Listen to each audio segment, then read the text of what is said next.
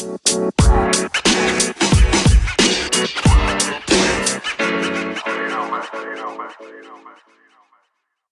what's up, everybody? This is Sleazy here. This is the Sleazy Podcast. I'm not sure which episode it is. We'll just call it the reincarnation of Sleazy Podcast since I've been gone for so long. But I'm joined by Kyle, who used to be on the old show. And we're going to start off talking about the NBA Finals. I got to go to Game 3. It was pretty awesome. It looked pretty good. Yeah, it was super fun. Great environment. I mean, everybody should experience it if you're a basketball fan. You're not even a basketball fan, and You were watching some of the games all through the playoffs. Yeah, I don't watch a lot of sports, but I at least like to get into championships. You know, it's what everybody's always talking about. Right, and it's always nice when you've got a home team, or I usually root for the home team and whatever, or the underdog, whoever it happens to be. In this case, it was both. Yeah. So the Cavaliers were obviously the heavy underdog, and they played good every game except for 2 and 4, really. But I mean, they actually fought pretty hard, and they just came up short. And one could argue that they should probably still be playing after that first game. But it was definitely a treat seeing LeBron go through the playoffs this year. And yeah, I mean, you're not even a sports fan, and you can appreciate it. Yeah, I mean that first game. I mean, like I said, I'm not really in the know with all this stuff, but there was some fouls and stuff that I looked at that, and I'm like, I can't believe that they're letting that go. Like that poke to the eye. Yeah. That looked pretty blatant to me. There was no reason for his hand to be in his face. It should have been a flagrant, I thought. I don't believe he got a flagrant for it either.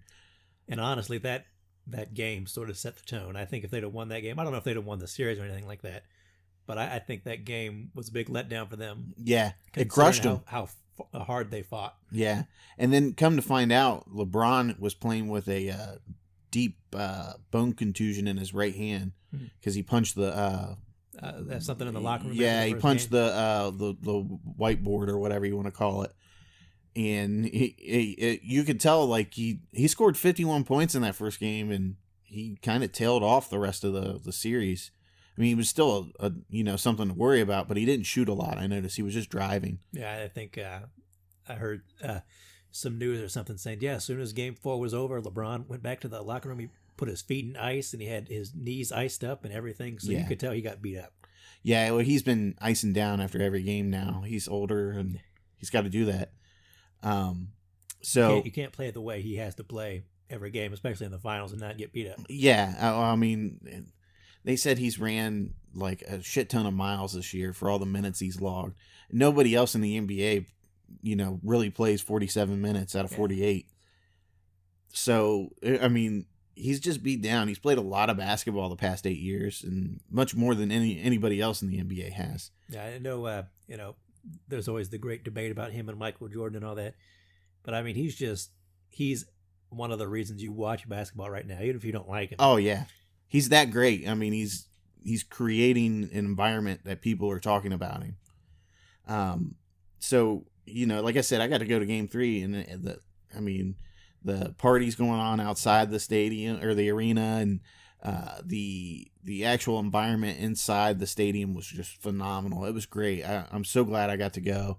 It was a really great experience, and if you're a fan, I'm telling you right now, you should go to the finals, whether or not you are a fan of the teams that are in there. If it's close by you should definitely go check it out, because it's something that you'll remember the rest of your life, and it'll be a great experience, especially, like I said, if you're a fan of the game. It definitely looked like, from some of your Snapchats and everything, that they were they were hyping it up and everything inside. Oh, yeah. I was snapping everything I could and, taking pictures of everything I could. I was so giggled and happy to be there. It was great.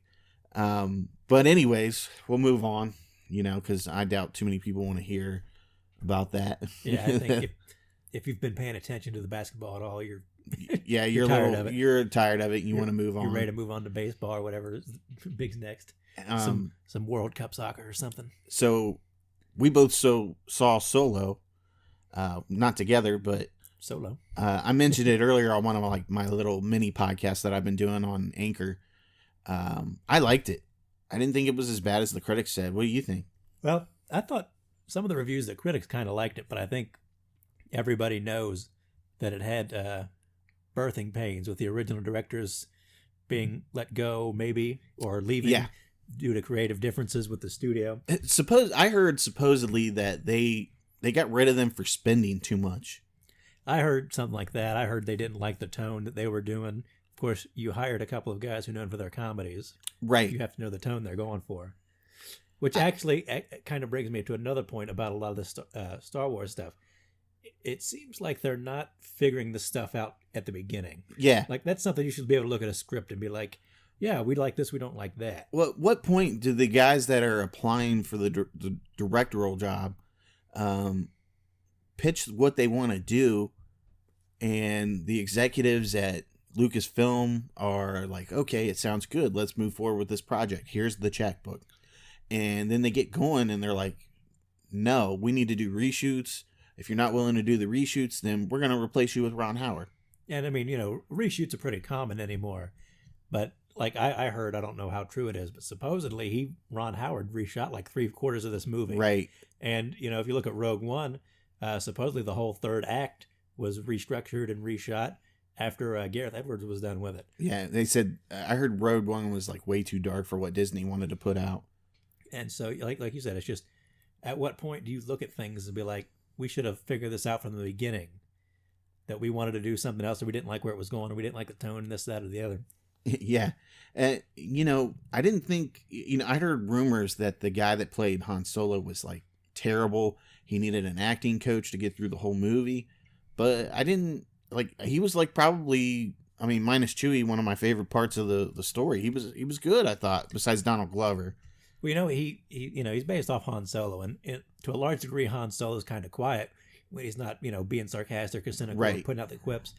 And I kind of got the impression from reading some articles that it wasn't so much that he needed an acting coach, but he needed a coach to make him be more like Harrison Ford.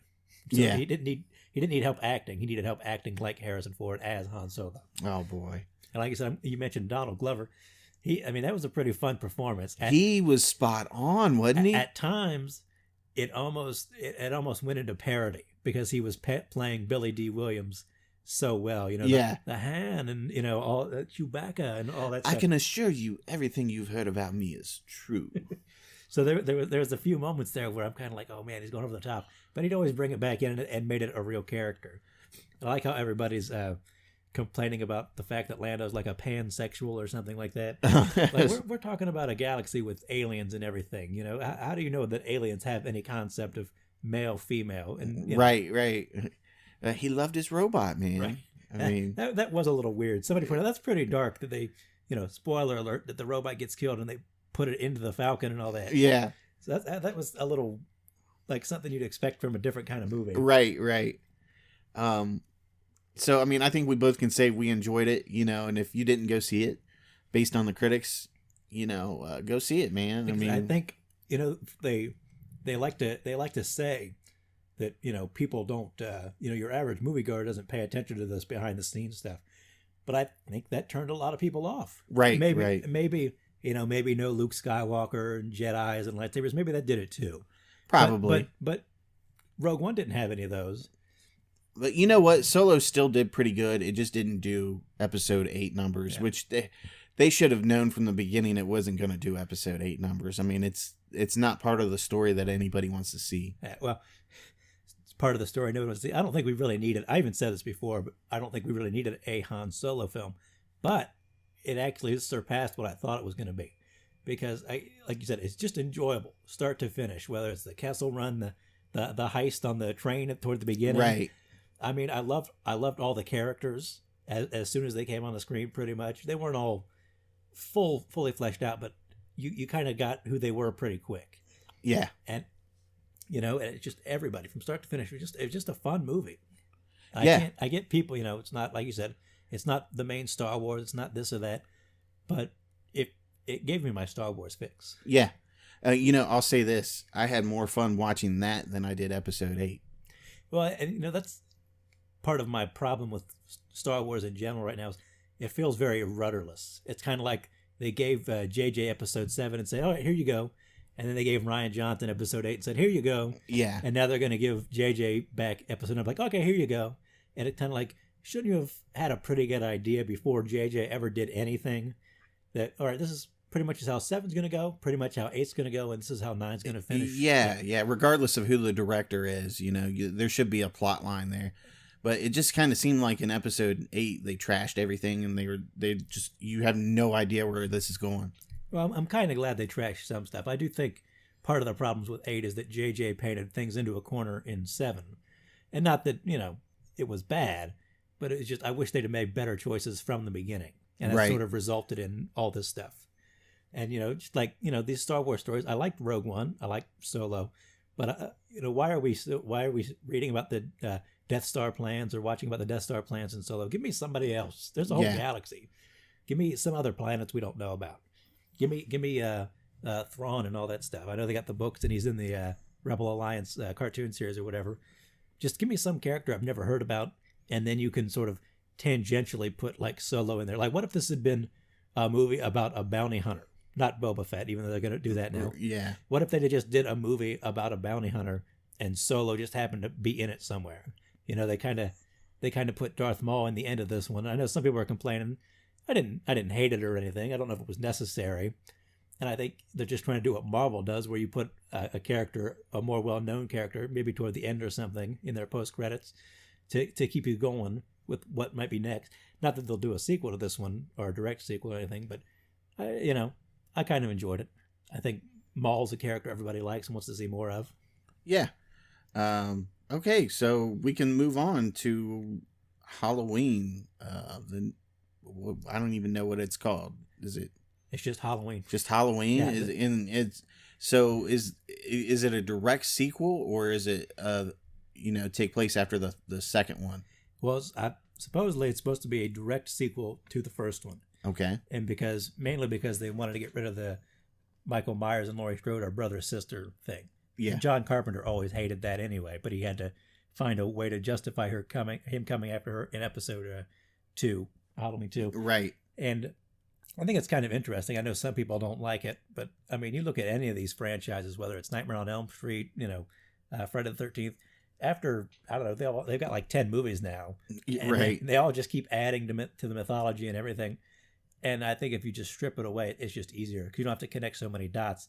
And already, people have pointed out, if you watch Halloween, 1 and 2 go together, 1, 2, 4 and 5 and 6 go together, or you can go 1, 2, Halloween, H2O, and Resurrection. So it's already sort of like a choose your own storyline anyway. So I think with this, they're at least trying to do something. And it might end up just being like a greatest hits of Michael Myers. But, Laurie Strode kind of went out poorly in Resurrection. And I know people didn't really like that. So I think this way is going to be kind of cooler. They turn her into a Dr. Loomis kind of figure. Yeah, she looks pretty badass with those guns. She's obviously gone a little crazy.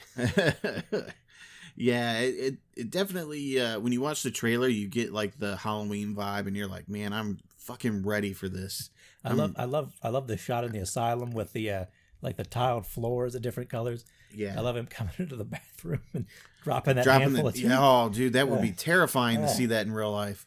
As if a gas station restroom's not bad enough on its own. Yeah, man. If you go into a gas station restroom, you should just lock the door, regardless if it's a one person bathroom or a multiple person bathroom. You should always lock that door because you never know what kind of creep is going to come in there and want something from you while you're in the stall.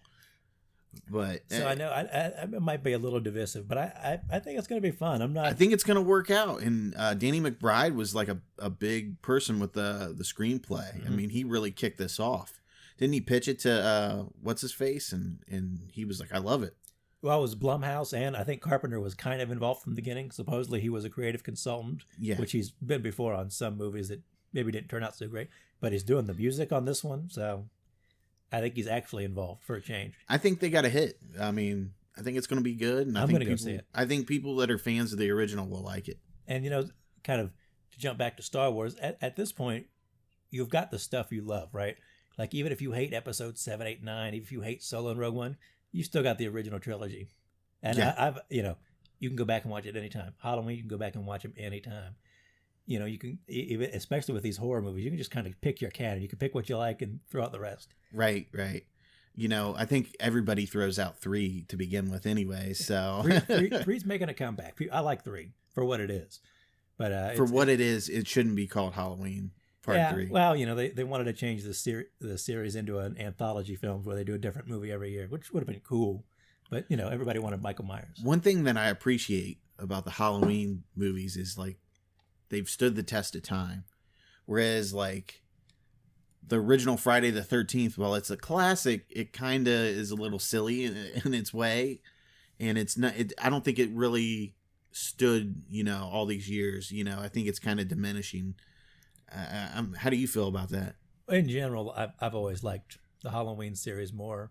I didn't really, Jason's cool and all, right? And Freddy, I didn't like Freddy because Freddy scared the crap out of me. Freddy was the only one that ever actually gave me nightmares. I have to admit this, but I've never sat down and watched Nightmare on Elm Street movie all the way through. We'll have to do that. I got them on Blu-ray. We'll you'll have to come over, man, because I just never done it. Like they've been on around, in October when it's, horror movie season. And I've sat down in the middle of some of them, but never watched them all the way through. We'll have to make it a point to do that then. But I always watched Halloween and Jason movies as a kid. Well, and the Leprechaun series, obviously. Those were just kind of silly fun to watch. I love those movies, dude. But I always like Halloween because it gets to the feeling of that, autumn, and all that. You definitely feel like, man, this is the movie for fall. Yeah, that's I wait all year and I watch all my horror movies in October again. And I put in Halloween and just watch them all. So while we're on trailers, what do you think about Bumblebee? I don't really love the Transformers series as it is. They're big dumb fun sometimes. I liked the first one. Mm-hmm. I hated the second one, and the third one was okay. The fourth one I watched, and I was like, "What the fuck are they doing?" I didn't even watch the one after that. Right. I don't even know what it's about or anything. I mean, that fourth one just did it in for me.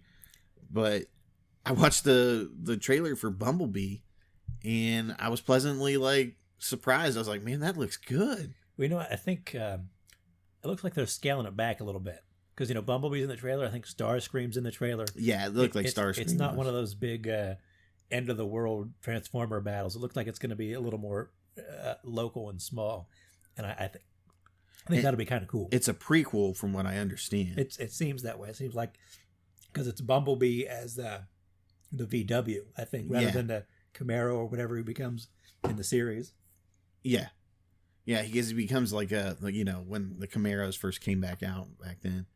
John Cena's actually in this. I think it's a big role for him, but John Cena's pretty good in just about everything he plays in nowadays. So I'm excited to see that.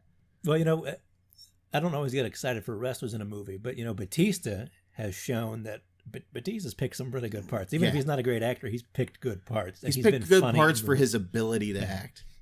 And so, if Cena's right for the part, it'll be good. Yeah. And it looks like he just plays like a military guy. And that's really nothing different than what he portrays, in the Squared Circle or, any other movie. He's done already. Yeah, any other movie that he's already done. He's played a soldier in a couple of movies now.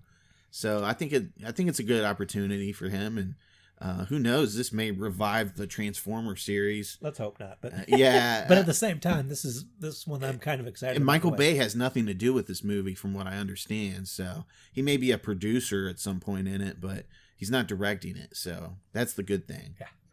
Yeah. Moving on, we got to see Upgrade today.